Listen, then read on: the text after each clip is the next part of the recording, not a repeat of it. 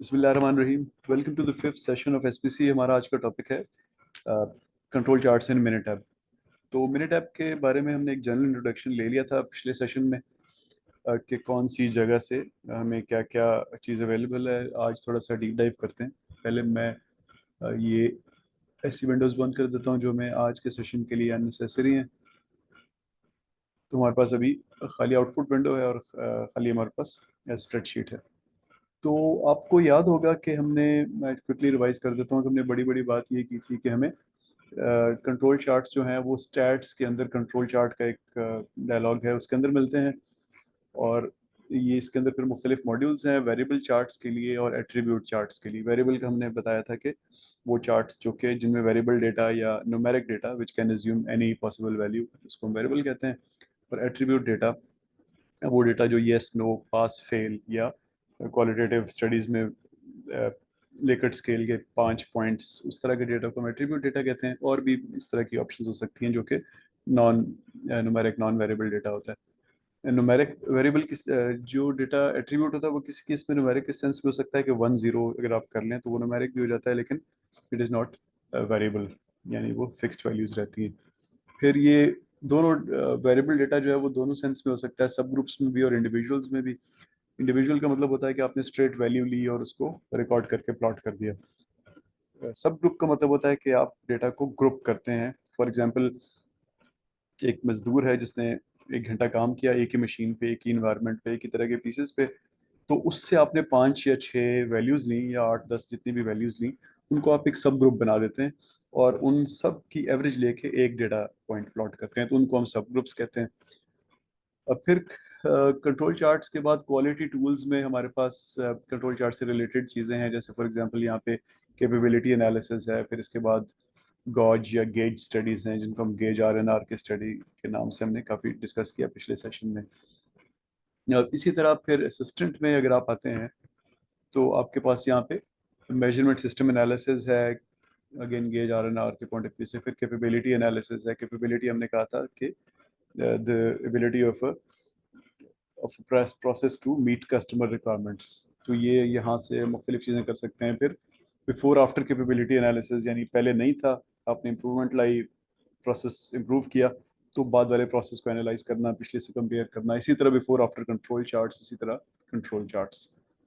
तो हमने पिछली बार ये बात की थी, एक assumption होती है हमेशा कंट्रोल चार्ट्स इस्तेमाल करते हुए कि आपका डेटा जिसको आप प्लॉट कर रहे हैं कंट्रोल चार्ट पे वो नॉर्मली डिस्ट्रीब्यूटेड है, यानी it belongs to the normal distribution. In other words, हमने ये कहा था कि हमने, आपको याद होगा, 16 कॉलर साइज वाली शर्ट की एग्जांपल लेके कहा था कि इसका ये 16 इसकी सेंटर लाइन है, 15.5 या एनीथिंग एल्स जितने भी आपने स्टैंडर्ड डिविएशन रखी वो उसकी अपर कंट्रोल या लोअर कंट्रोल लिमिट्स हैं उस हिसाब से।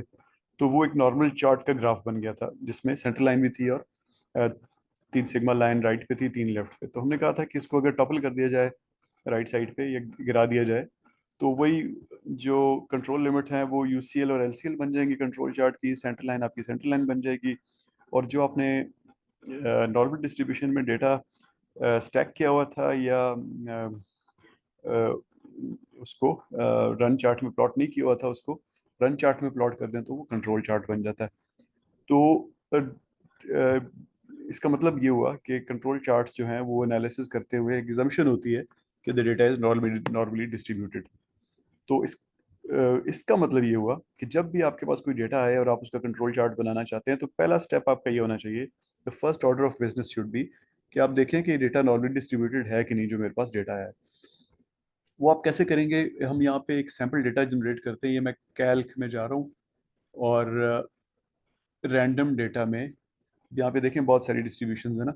तो मैं इसको कह रहा हूँ कि नॉर्मल डिस्ट्रीब्यूशन का डेटा मैंने जनरेट करना है।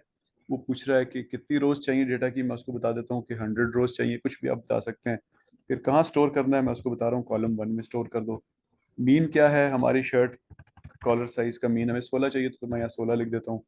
स्टैंडर्ड डेविएशन क्या है? अब स्टैंडर्ड डेविएशन, अब आपको याद होगा हमने कहा था कि जितनी ज़्यादा होगी उतना स्प्रेड होगा डेटा का।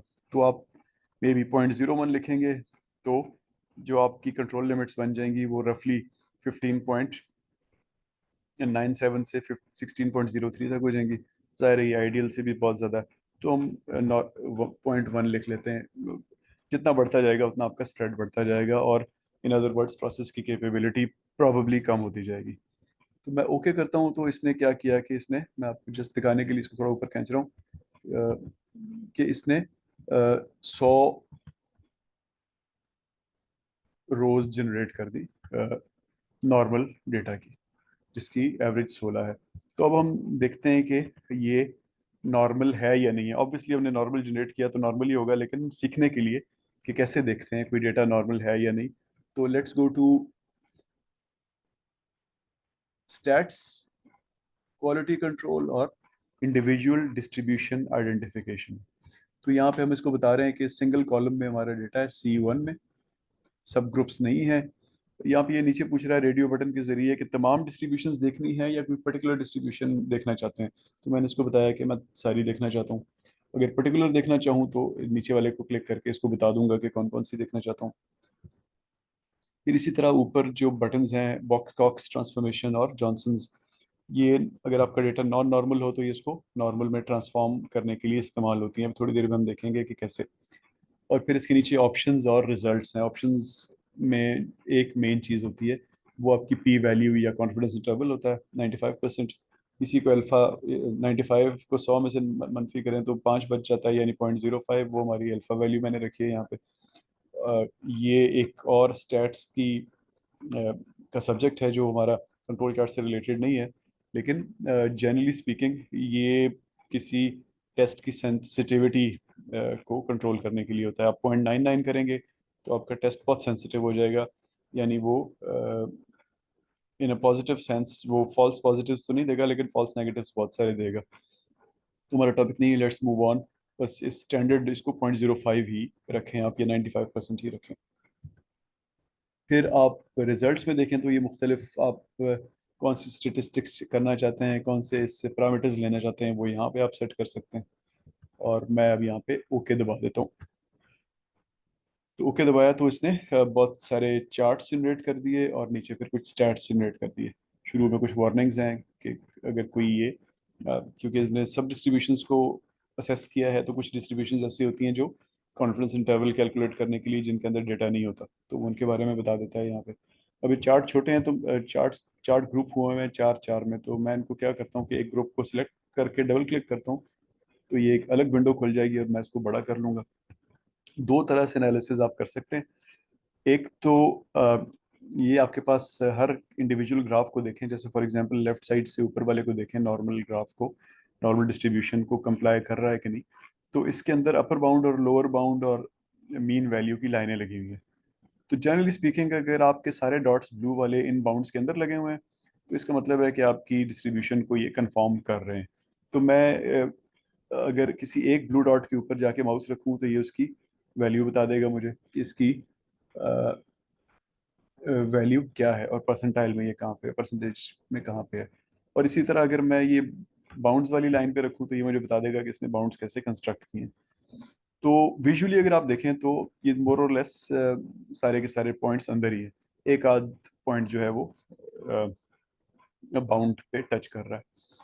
तो इसके साथ वाली को आप देखें तो इस नॉर्मल, पहले वाली को इसने देखा कि नॉर्मल है कि नहीं, दूसरे में उसने इसको ट्रांसफॉर्म कर दिया बॉक्स कॉक्स को इस्तेमाल करते हुए, यानी मजीद नॉर्मल बनाने की कोशिश की। उससे नीचे लेफ्ट साइड पे नीचे देखें तो लॉग नॉर्मल डिस्ट्रीब्यूशन को टेस्ट किया है और उसके साथ 3 पैरामीटर लॉग नॉर्मल को किया है। लॉग नॉर्मल एक डिस्ट्रीब्यूशन है, जिस तरह नॉर्मल है तो उसका लॉग लेते हैं, पर्टिकुलर लॉग लेते हैं तो वो लॉग नॉर्मल बन जाती है। और जो 3 पैरामीटर का मतलब होता है, इसमें एक assumption ये करते हैं, बेसिकली आपको ये बता रहा है कि अगर आपके पास तो फिलहाल सिर्फ एक ही पैरामीटर है ना, यानी एक ही डेटा एंटर किया आपने, कोई और पैरामीटर होता तो ये प्रॉब्ली ज़्यादा कंफर्म कर सकती थी ये डिस्ट्रीब्यूशन। अभी इट्स थ्योरेटिकल, यानी अभी तो आपके पास है ही नहीं पैरामीटर। कभी कभी ऐसा होता है कि आपके पास बहुत सारा डेटा होता है ना, तो आप एक और पैरामीटर ऐड कर सकते हैं। तो ये हम तो कर ही नहीं सकते, तो हमारे लिए एक थियोरेटिकल सी उसने ऑप्शन दी है कि अगर पैरामीटर हुआ तो मे बी इम्प्रूव हो जाए आपका डेटा। तो ये तो आपने विजुअली देख लिया कि कौन सा कितना कंफर्म कर रहा है। हमें लग रहा है कि नॉर्मल काफ़ी कंफर्म कर रहा है। जो इसने नॉर्मल को ट्रांसफॉर्म किया है बॉक्स कॉक्स में, वो कोई ज़्यादा एडवांटेज नहीं दे रहा नॉर्मल के ऊपर। नीचे लॉग नॉर्मल जो है उसमें कुछ पॉइंट्स बाहर हैं बाउंड से, तो वो भी इतना अच्छा नहीं लग रहा। और चौथे को फिलहाल डिटेल में देखने की जरूरत नहीं, इट्स थ्योरेटिकल असम्पशन है उसके ऊपर जो कि हमारे पे रेलिवेंट नहीं है, लेकिन किसी वक्त रेलिवेंट हुई तो उसको डिस्कस करेंगे। ये विजुअली देखा हमने। दूसरी साइड पे गुडनेस ऑफ फिट टेस्ट जो है वो नंबर्स की शक्ल में हमारे सामने आ रहे हैं। जैसे पहले वाले को देखें तो ये लिखा हुआ है कि मैं नॉर्मल डिस्ट्रीब्यूशन को टेस्ट कर रहा हूँ कि ये नॉर्मल डेटा है या नहीं। एडी वैल्यू या एंडरसन डार्लिंग वैल्यू इसकी 0.64 है, और पी वैल्यू जो है 0.091 है। तो एंडरसन डार्लिंग वैल्यू के बारे में जनरली स्पीकिंग आप ये कह सकते हैं कि ये जितनी कम हो उतना अच्छा है, उतनी ज़्यादा कन्फॉर्मेंस होती है किसी पैरामीटर को। तो इसमें भी हमें लग रहा है कि नॉर्मल और बॉक्स कॉक्स काफ़ी करीब करीब है, लेकिन बॉक्स कॉक्स ये ट्रांसफॉर्म डेटा है, वो रॉ डेटा नहीं है या नेचुरल डेटा नहीं है जो आपको मिला है। तो इतनी कम डिफरेंस जब आपको मिल रहा तो आप कहते हैं कि मैं नॉन ट्रांसफॉर्म डेटा ही इस्तेमाल करूंगा। लेकिन अगेन ज़्यादा फर्क नहीं है, तो आप किसी को भी किसी पे भी अजम्पशन कर सकते हैं कि ये मेरा डेटा लॉग नॉर्मल है या नॉर्मल है, और मैं लॉग नॉर्मल या नॉर्मल के टेस्ट इस्तेमाल करूंगा अब इस डेटा पे। लेकिन अब एक लिमिटेशन क्या है? लिमिटेशन ये है कि मिनिटैब के तकरीबन 80% से ज़्यादा टेस्ट जो हैं उन वो एज्यूम करते हैं कि आपका डेटा नॉर्मल है, यानी वो दूसरे डेटा पे लागू नहीं होते टेस्ट।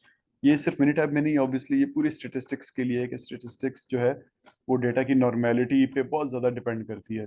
नॉर्मल डेटा आपके पास आ जाए तो आपके पास हज़ारों टेस्ट पॉसिबल हैं, लेकिन डेटा नॉन नॉर्मल हो तो फिर आपकी जो रेंज होती है, जो टेस्ट आपको अवेलेबल होते हैं वो बहुत कम होते हैं। तो इसीलिए कोशिश होती है कि आपका डेटा नॉर्मल होना चाहिए, नॉर्मल ना हो तो आप उसको ट्रांसफॉर्म करके नॉर्मल कर लें। मैं इसको बंद कर रहा हूँ और अगले ग्राफ्स को देखते हैं। अगले ग्राफ्स में सबसे पहले एक्सपोनेंशियल है। एक्सपोनेंशियल तो बिल्कुल ही देख सकते हैं आपके बाउंड्स में कहीं नहीं आ रहा, कुछ और ही तरफ जा रहा है। उसको जब हमने ट्रांसफॉर्म किया एक्सपोनेंशियल, सॉरी, उसके मजीद पैरामीटर की पॉसिबिलिटी देखी तो वो भी बिल्कुल नहीं करीब आ रहा। वेबुल को देखें लेफ्ट साइड पे नीचे, वो भी काफ़ी पॉइंट्स उसके बाहर हैं। इसी तरह 3 पैरामीटर वेबुल को देखें तो कुछ बेहतर है, लेकिन स्टिल कुछ पॉइंट्स बाहर भी हैं। और ऊपर आप अब गुडनेस ऑफ फिट टेस्ट के पैरामीटर्स को देख लें तो एंडरसन डार्लिंग वैल्यूज बहुत ज़्यादा है, 45, 14 और 2, और यानी ये काफ़ी ज़्यादा हैं। और जो आखिरी वाली है वो 3 पैरामीटर्स की है जो हमारे पास है ही नहीं। तो पी वैल्यूज़ भी इनकी 0.05 से ज़्यादा हैं, 0.05 की से नहीं है, सॉरी। तो इस केस में यानी नॉर्मेलिटी टेस्ट के केस में 0.05 से ज़्यादा हो पी वैल्यू तो आप एंडरसन डार्लिंग वैल्यू को कंसिडर करते हैं। तो यहाँ पे पी वैल्यूज़ भी कम है और एंडरसन डार्लिंग वैल्यूज़ भी बहुत ज़्यादा हैं, तो इनको ये फिर ये वाली डिस्ट्रीब्यूशन हमें हमारे काम की नहीं है। इसी तरह मैं मज़ीद नीचे जाता हूँ तो स्मॉलेस्ट एक्सट्रीम वैल्यू ये भी एक डिस्ट्रीब्यूशन है, लार्जेस्ट एक्सट्रीम वैल्यू भी डिस्ट्रीब्यूशन है। इन दोनों को भी आप देख लें तो एंडरसन डार्लिंग भी ज़्यादा है और ग्राफिकली भी बाहर जा रहे हैं डेटा पॉइंट्स। नीचे गैमा और 3 पैरामीटर गैमा को देखें तो ये कुछ बेहतर है, मोरलेस उसी रेंज में जो हमें नॉर्मल वाला दे रहा था, तो नॉर्मल को हम प्रेफर करेंगे।